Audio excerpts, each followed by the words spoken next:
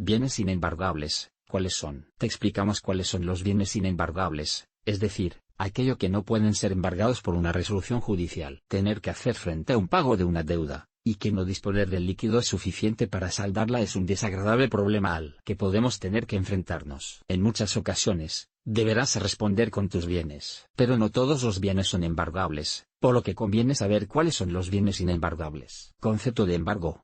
Para saber qué son los bienes embargables, lo primero que debemos tener claro es el concepto de embargo. Según los expertos, embargo es una declaración judicial que establece los bienes o derechos de contenido económico afectados, para saldar con ellos una obligación ya declarada. Embargo ejecutivo. Por su parte, el embargo preventivo se da cuando se conoce que una persona va a ser imputada en un procedimiento judicial y se desea salvaguardar el cumplimiento de la futura resolución. Con esta medida cautelar, se retienen bienes propiedad del demandado para cubrir la prestación formulada. El embargo requiere que, previamente, se haya ordenado judicialmente la ejecución frente al deudor por una determinada cantidad. El objetivo es señalar aquellos bienes del demandado sobre los que recaerá la actividad ejecutiva, evitando que salgan de su patrimonio y terminen en manos de terceras personas. Cuando se trata de bienes no monetarios, la ley contempla la liquidación de estos mediante pública subasta. Bienes embargables. Con el mismo sentido, debemos saber a qué hacen referencia los denominados bienes embargables. La embargabilidad de un bien está determinada por dos requisitos básicos. Debe pertenecer al deudor sujeto pasivo. Debe ser enajenable, susceptible de cambiar de titularidad. La Ley 1/2000, de 7 de enero, de enjuiciamiento civil, en su artículo 592.2, establece el orden que debe seguirse entre los bienes del ejecutado, cuando no ha sido posible la determinación bajo los criterios analizados en el apartado anterior. Tal ordenación queda de la siguiente manera: dinero y cuentas corrientes, créditos y derechos realizables en el acto o a corto plazo, además de títulos, valores u otros instrumentos financieros admitidos a negociación en un mercado secundario oficial de valores, objetos de arte, rentas en dinero, independientemente de su origen y la razón de su devengo, intereses y rentas, bienes muebles o semovientes, acciones, títulos o valores no admitidos a cotización oficial y participaciones sociales, bienes inmuebles,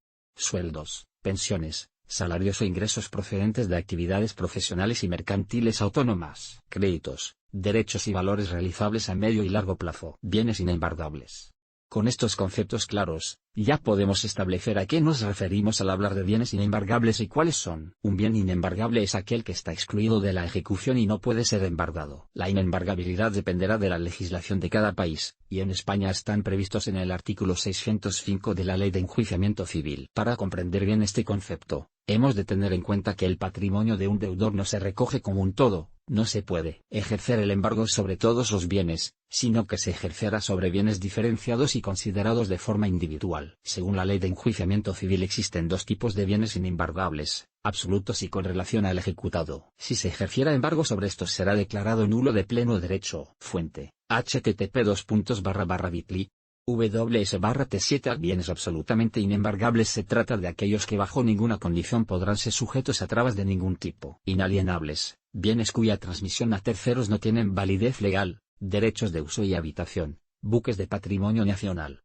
comunidades autónomas, etc. Derechos accesorios, que no sean alienables con independencia del principal, es decir, que no son susceptibles de apropiación o cesión sin el bien principal porque dependen de este. Ejemplo: elementos comunes de una propiedad horizontal. Carecen por sí solos de valor patrimonial. Su valor escaso o nulo no justifican su embargo porque no sería útil para el pago correspondiente. Ejemplo: derecho a la intimidad familiar. Declarados bienes inembargables por disposición legal, si bien podrían tener las características de embargables, existe una disposición legal que no lo permite. Ejemplo: propiedad forestal. Bienes inembargables del ejecutado. La inembargabilidad de este grupo de bienes está fundamentada en determinadas relaciones que mantienen con la persona sujeto de ejecución de embargo: mobiliario y menaje de casa, ropa y otros bienes de uso cotidiano que no alcancen la categoría de lujo o superfluo, alimentos, combustibles y otros bienes que sean esenciales para la digna subsistencia del concursado y su familia, libros, material académico o herramientas esenciales para el ejercicio de una profesión o un oficio,